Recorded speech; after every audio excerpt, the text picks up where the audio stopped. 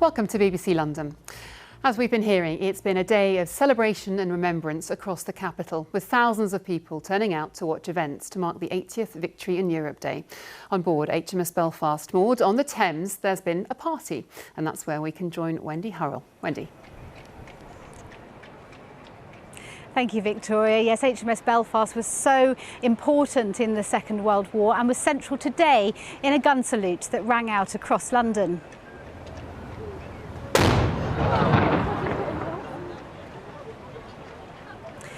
And on board, invited guests to that tea party included those who lived through the Second World War. I spoke to Bernard Smale, who at the age of 12 was evacuated from his home in Dulwich.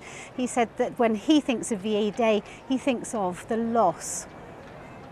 I go through so much without thinking about my brother, and it brings back my brother. My brother was 7 years older than me, and I've got lovely pictures of him and I before the war, coming back with sandcastles from the beach. War started, goes straight into the RAF, gets in a bomber, goes into Germany, comes back and gets blown to pieces at 21.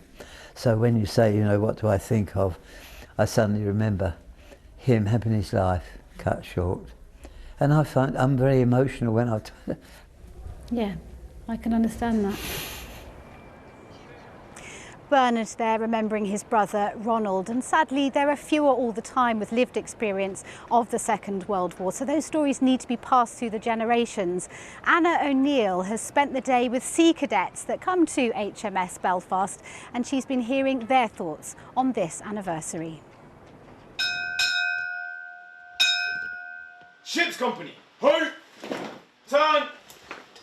Roll call for the City of London Sea Cadets aboard a floating museum and one of the only remaining ships to have supported troops in Normandy in World War II.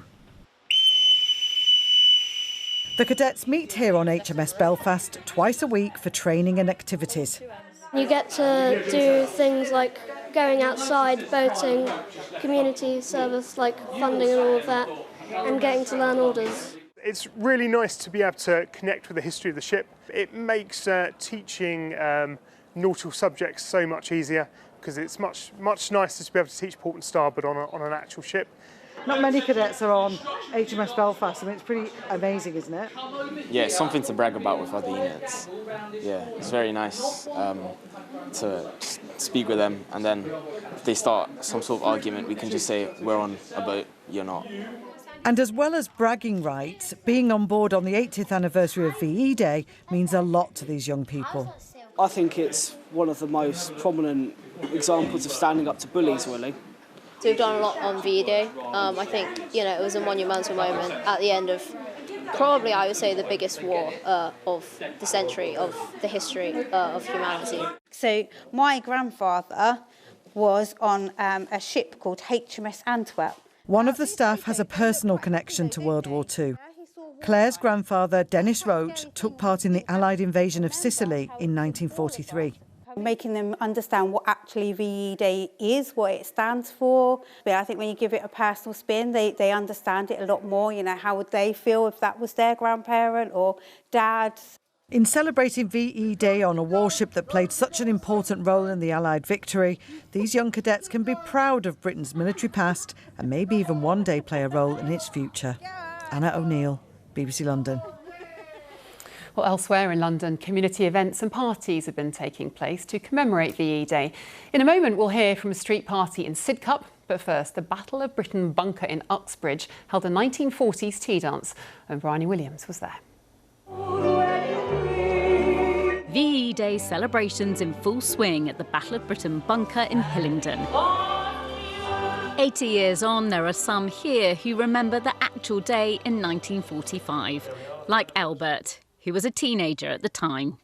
Everyone's so happy, screaming, shouting, dancing, flags flying all the way up there, because we would drive all the way up to London. It was just a great day, yeah.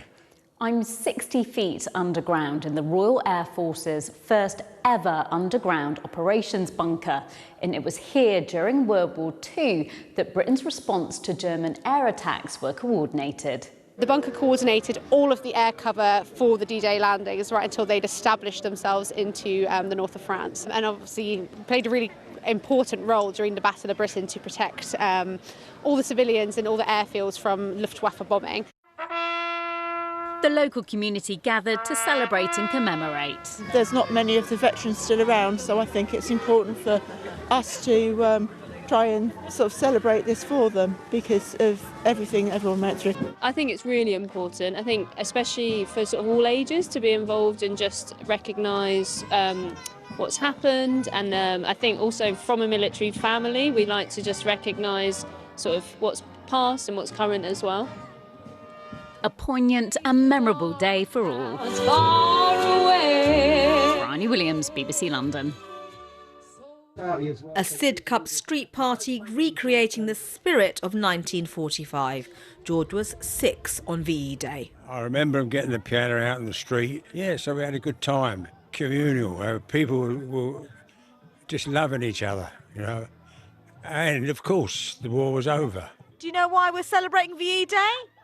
Because the heroes who sacrificed us. For us? For us.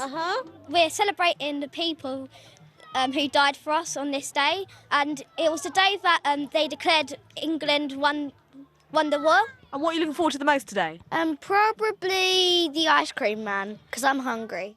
There's always a street party on Harland Avenue on days of national celebration. Everybody always gets together for our street parties. Everyone donates some money. And we wouldn't be here today if it wasn't for those great guys and girls that fought for us during the war. Bhavani Vaddi, BBC London. That takes us to a look at the weather. Here's Corsa. Hello there. Well, this cold northeasterly wind continues for the time being, but over the next few days, there is a lot of dry weather in the forecast. Some clouds, some sunshine and becoming warmer. For the time being, still some showers around though, but they will tend to fade away. And overnight tonight, it's dry with some clear spells, some cloud around, and it will be a chilly night. Temperatures down to around the low to mid single figures. For tomorrow then, there will be a fair amount of cloud once again, but some breaks in the cloud to allow some bright or sunny spells through at times, and temperatures may be a couple of degrees higher, 13 to 16 Celsius. And that is the trend over the next few days. We'll find temperatures will gradually start to rise. There is still some cloud around, but more in the way of sunshine later in the week, and temperatures up to the low 20s by Friday and the weekend. OK, that's just about it from me. All the day's news is on our website. We're back at 10:20. Do enjoy your evening. Bye-bye.